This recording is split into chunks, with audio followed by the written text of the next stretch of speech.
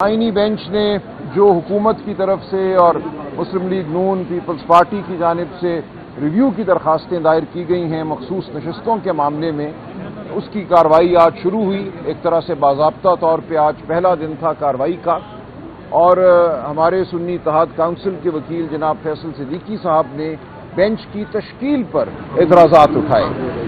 उनकी जो एतराज़ात वाली दरख्वास्त थी उस पर आज कार्रवाई हुई है तकरीबन 1.5 घंटा, और मैं वाज़ेह कर दूं कि वो एतराज़ात हैं क्या, और ये अहम बात है। देखिए, हमारी अदालतें किसी कायदे और कानून के तहत चलती हैं। ये अदालतें कोई जरगा नहीं हैं, किसी दरख्त के नीचे बैठे हुए बुजुर्ग नहीं हैं जिन्होंने कोई फैसला करना है अपनी किसी सोच के मुताबिक। इन अदालतों ने कानून के मुताबिक चलना है, कायदे के मुताबिक चलना है, उसूलों के मुताबिक चलना है। तो एक उसूल जो रिव्यू के हवाले से मुसल्लम है, सदियों से मुसल्लम है पूरी दुनिया में, वो ये है कि रिव्यू का मामला जो है कम अज कम उतने नंबरों पर मुश्तमिल बेंच सुनेगा जिसने पहले फैसला किया था, जितने नंबर ने। अगर पहला बेंच 13 मेंबरान पर मुश्तमिल था तो रिव्यू का बेंच भी कम अज कम 13 मेंबरान पर मुश्तमिल होगा। अब हुआ यूं कि जब इस मामले की पहली सुनवाई हुई उस दिन जस्टिस आयशा मलिक और जस्टिस अकील अब्बासी साहब ने यह फैसला दिया कि ये ऐसा मामला है जिसमें सिरे से रिव्यू बनता ही नहीं है। जो फैसला 12 जुलाई 2024 का है वो मुफस्सल फैसला है। उस फैसले के बाद कोई गुंजाइश नहीं है कि रिव्यू किया जाए, लिहाजा उन्होंने नोटिस भी जारी करने से इनकार कर दिया। उसके बाद ये किया गया कि बेंच की तश्कील 9 हुई और 13 मेंबर बेंच को 11 मेंबर बेंच में तब्दील कर दिया गया। तो फैसल सिद्दीकी साहब सुन्नी इत्तेहाद काउंसिल की जानिब से ये एतराज़ था कि रिव्यू पिटिशन कम अज कम 13 जजों ने सुननी है। ये नहीं हो सकता कि आप 11 मेंबरों पर मुश्तमिल बेंच के जरिए एक 13 मेंबर बेंच के फैसले को रिव्यू करवाएं, उसको रद्द करवाएं या उसकी तौसीक करवाएं। कम अज कम 13 जज साहिबान पर मुश्तमिल रिव्यू बेंच ज़रूरी है। ये आइन का तकाजा है, आइनी कन्वेंशंस का तकाजा है। सदियों से जो उसूल तमाम दुनिया में माने गए हैं, जो हमारी सुप्रीम कोर्ट ने माजी में माने हैं, उनका तकाजा है कि 13 मेंबरान पर मुश्तमिल रिव्यू बेंच हो। अब यहाँ सूरत हाल इस वक्त ये है कि सुप्रीम कोर्ट में कॉन्स्टिट्यूशनल बेंच के 15 जज साहिबान हैं। ये मामला चूंकि कॉन्स्टिट्यूशनल बेंच आइनी बेंच ने सुनना है, तो इस मामले के लिए अगर 13 जज मुकर्रर किए जाने हैं तो वो इन्हीं 15 में से होंगे या 2 नए जज मुकर्रर किए जाएं। अब इन 15 जज साहिबान की सूरत हाल ये है कि 2 जज साहिबान वो हैं जिन्होंने पेशावर हाई कोर्ट में फैसला किया था। उसी फैसले के खिलाफ अपील आई थी सुप्रीम कोर्ट में, जिस अपील में 12 जुलाई 2024 को हमारे हक में फैसला हुआ। अब 15 में से अगर वो 2 जज साहिबान निकाल दिए जाएं तो बाकी 13 जज रह जाते हैं। उन 13 में से जस्टिस आयशा मलिक और जस्टिस अकील अब्बासी साहब को बेंच से अलहदा कर दिया गया है, लिहाजा ये 11 मेंबर बेंच रह गया है। हमारी इस्तदा ये है कि अब आप मामला वापस भेजिए। जो कमिटी है, जुडिशल कमीशन जो है, वो 2 मजीद जज साहिबान का तकर्रुर करे आइनी बेंच में। उनके तकर्रुर के बाद जब दोबारा 13 जज साहिबान मुयस्सर होंगे तो वो 13 जज साहिबान इस रिव्यू को सुन पाएंगे। तब तक ये रिव्यू की कार्रवाई आगे नहीं बढ़ सकती। ये इंतहाई अहम नुक्ता है। इसका फैसला इस आइनी बेंच को इब्तदाई नुक्ते के तौर पे करना है कि क्या ये 11 मेंबर बेंच इस कार्रवाई को जारी रख सकता है या जारी नहीं रख सकता। हमारी इस्तदा है कि आपको पहले 2 नए जज साहिबान आइनी बेंच में मुकर्रर करने पड़ेंगे। उसके बाद ये आइनी बेंच जब 13 मेंबर बेंच बन जाएगा तो तब कार्रवाई शुरू होगी, तब सुनवाई हो सकेगी। तो इस मामले का फैसला होना है इब्तदाई उज़र के तौर पे। अगर ये मामला हमारे हक में होता है, जिसकी हम तवक्को रखते हैं आइन की बुनियाद पे, आइनी जो हमारी जो रिवायात हैं उनकी बुनियाद पे, तो फिर इस बेंच को मुंतशिर होना पड़ेगा। इंतज़ार करना पड़ेगा कि 2 नए जज साहिबान आइनी बेंच में मुकर्रर हों। जब वो मुकर्रर हो जाएंगे तो फिर असर नौ कार्रवाई शुरू की जाएगी। तो ये आज की कार्रवाई का हासिल है जो आज बहस की गई। आज की बहस अहम इसलिए है कि देखिए, हम जानते हैं हुकूमत और ताकतवर तबके क्या चाहते हैं। वो ये चाहते हैं कि जो फैसला हुआ 12 जुलाई 2024 को 8-5 की अक्सरियत से, उस फैसले को रद्द किया जाए। वो फैसला क्या था?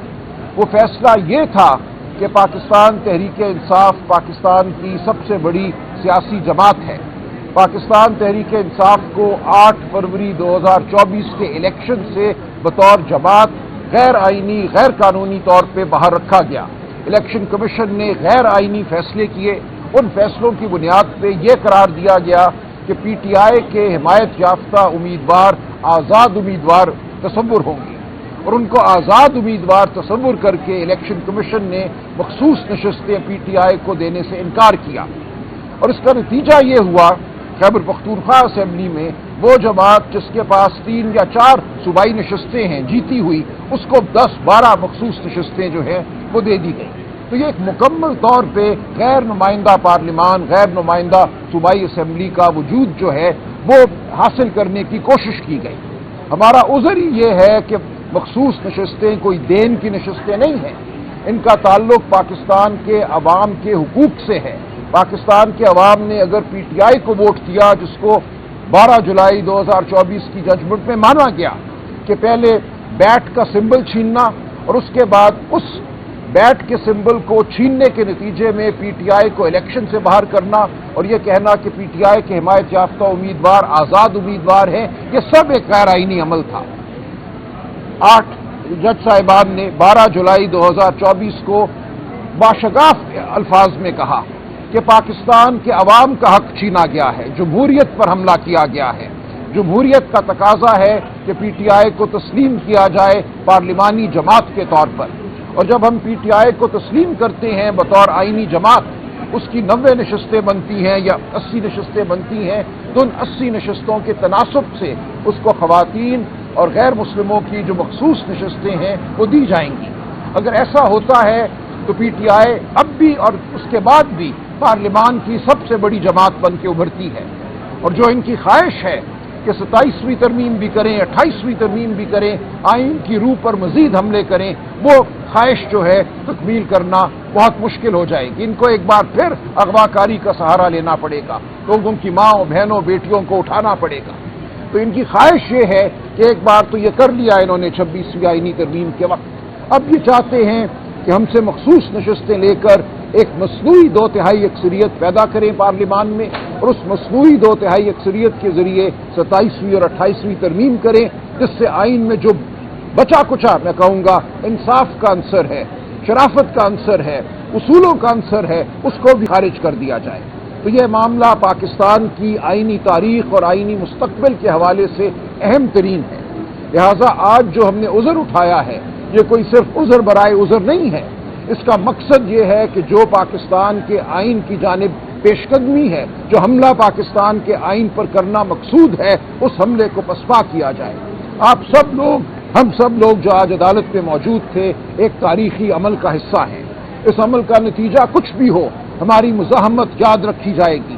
ہم سب یہاں اس لیے کھڑے ہیں کہ آئین کی روح کو بچائیں، ہم اس لیے کھڑے ہیں کہ پاکستان کے عوام کے جمہوری حقوق کو بچائیں، پاکستان میں جمہوریت کی کچھ رمق باقی رہنے دیں، اس ملک میں قانون اور شرافت جو ہے اس کی کچھ رمق باقی رہے۔ یہ وہ جد و جہد ہے جو ہم کر رہے ہیں، یہ آپ کا ہمارا سب کا فرض ہے، ہم یہ فرض ادا کرتے رہیں گے۔ بہت شکریہ۔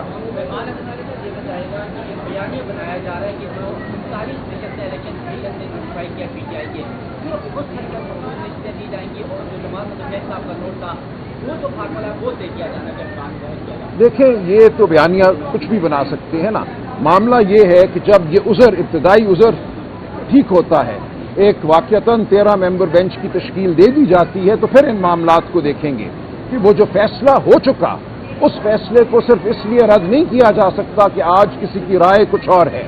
ریویو کا مسلم اصول ہے کہ آپ کو چاہے پہلے فیصلے سے اختلاف بھی ہو، لیکن آپ نے اس فیصلے کو ماننا ہے، اس پہ اطلاق کرانا ہے، ماں سوائے یہ کہ 2-3 بڑے مخصوص نوعیت کے گراؤنڈ ہیں، مخصوص نوعیت کے عذر ہیں، اس قسم کے عذر کی بنیاد پر وہ فیصلہ ایسا ہو کہ اس کو آپ کالعدم قرار دے سکیں۔ تو ہماری نظر میں کوئی ایسی بات نہیں ہے۔ 8 ممبر بینچ نے تمام واقعات کو بغور دیکھا، تمام قانونی حوالوں کو دیکھا، قانونی شکوں کو دیکھا، آئین کو دیکھا اور ایک فیصلہ دے دیا ہے۔ اب کسی بینچ کی یہ ثوابدید نہیں ہے کہ اس فیصلے کو تبدیل کرے کیونکہ انہیں وہ فیصلہ پسند نہیں ہے یا کوئی اور مقصد حاصل کرنا اب مقصود ہے۔ تو ہم یہ جنگ لڑتے رہیں گے. ہم اصول کی جنگ لڑ رہے ہیں, آئین کی جنگ لڑ رہے ہیں. کیا انہوں نے سوچا ہے منصوبہ سازوں نے ہمیں اس سے کوئی سروکار نہیں ہے؟ ہم نے بات آئین اور اصول کی کرنی ہے. کنول شوذب صاحبہ کچھ بات کرنا چاہیں گی؟ یہ ہماری ویمنز ونگ کی صدر ہیں. آج جتنا ڈیٹیل میں بتا دیا ہے سلمان اکرم راجہ صاحب نے, تو ہماری ساروں کی نظریں سپریم کورٹ کی سپریمیسی پہ ہیں. اور میں یہ سمجھتی ہوں کہ جب ہم آتے ہیں یہاں پہ تو ہمارے دل میں اس بات کی امید نہیں, یقین ہونا چاہیے کہ ہمیں انصاف ملے گا. سب کی نظریں اس بینچ پہ ہیں, سب کی نظریں ان جو محترم ججز ہیں ان پہ ہیں. انہوں نے بڑے طریقے سے بتایا آج جو اندر آرگیومنٹ ہوا ہے کہ ایک میجورٹی کا فیصلہ ایک مائنورٹی بینچ ریویو نہیں کر سکتا. اس چیز کو آئی تھنک کہ بڑے اچھے طریقے سے پریزنٹ کیا ہے. اور میری استدعا ہے اس سپریم کورٹ کے جو بینچ ہے, آئینی بینچ سے, کہ جلدی نہ کیجیے. جس طریقے سے فیصل صدیقی صاحب نے بھی بتایا کہ جو سپریم کورٹ کی جورسپروڈنس ہے اس کو قائم رکھنا ہے. اس میں آرگیومنٹ کا ٹائم ملنا چاہیے, ڈبیٹ کا ٹائم ملنا چاہیے.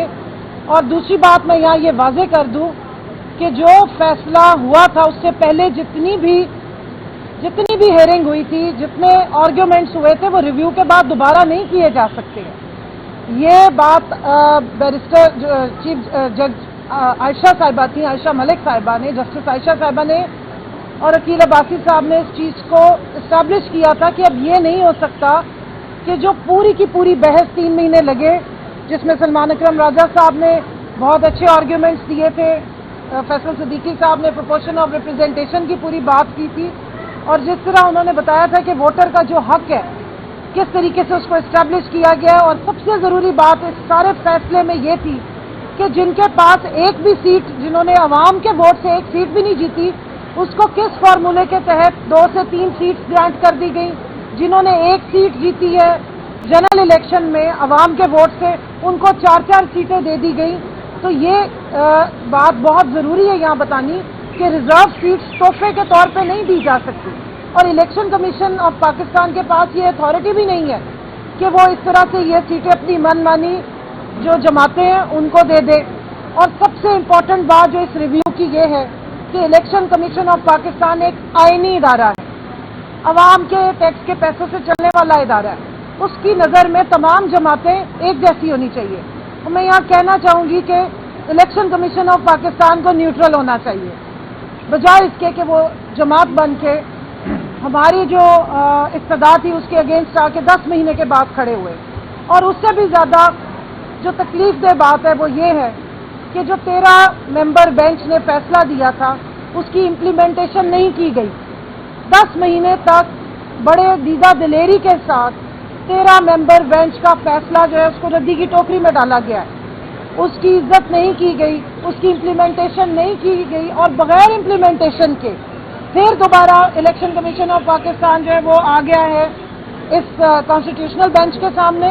اور دیدہ دلیری سے انہوں نے اس چیز کا اعتراف بھی کیا پہلے دن, جس کو سلمان راجہ صاحب نے اٹھایا بھی, کہ سیلف کنفیشن کر رہے ہیں کہ ہم نے وائلیشن کی ہے.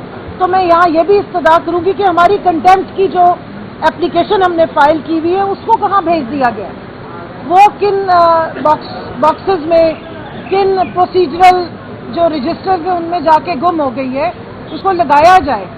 ایک آئینی ادارہ اتنے دیدہ دلیری سے 13 رکنی بینچ کا 10 مہینے تک فیصلے کو امپلیمنٹ نہیں کر رہے اور دوبارہ آ کے پھر ریویو مانگنا شروع ہو گئے, تو اس کنٹمپٹ کا کیا ہوگا؟ سپریم کورٹ کی جو سپریمیسی ہے, سپریم کورٹ کی جو ایک حیثیت ہے, ایک عزت ہے, اس کا کیا ہوگا؟ تو عوام آپ کی طرف دیکھ رہی ہے, ووٹر آپ کی طرف دیکھ رہا ہے.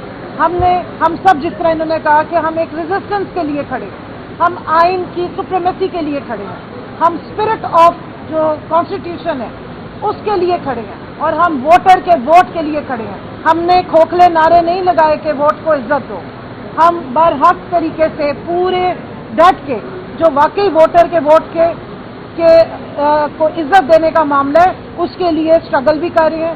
آپ دیکھیں کہ ہمارے لیڈر عمران خان 2 سال ہو گئے ہیں آلموسٹ جو جیل میں ہیں, لیکن جب ان سے ملاقات ہوتی ہے ان کو اس الیکشن کا 8 فروری کو جو الیکشن چوری ہوا जो आवाम का वोट चोरी हुआ, जो सहूलतकारी हुई उस दौर में, उस टाइम पे, और फिर अब जो दूसरा डाका डाला जा रहा है उसकी फिक्र होती है। वो हमेशा जिक्र करते हैं और आखिरी मुलाकात में भी उन्होंने कहा कि इलेक्शन कमीशन ऑफ पाकिस्तान के सामने जाके अपना हक माना जाए। एक पीसफुल तरीके से प्रोटेस्ट जो है वो जमहूरियत का हुस्न होता है, और लेकिन अनफॉर्चुनेटली जब भी हम प्रोटेस्ट की बात करते हैं साथ ही शेलिंग शुरू हो जाती है, साथ ही हमारे साथ एग्रेशन शुरू हो जाते हैं। तो अब हम मुअद्दबाना गुजारिश कर रही हैं इस सुप्रीम कोर्ट के कॉन्स्टिट्यूशनल बेंच से, जल्दबाजी ना करें, आइन को अपहोल्ड करें, कॉन्स्टिट्यूशनल बेंच के भी जो प्रोसीजर्स हैं और जो माइनॉरिटी ने मेजॉरिटी को सुनना है, ये नया प्रिंसिपल ना डाला जाए।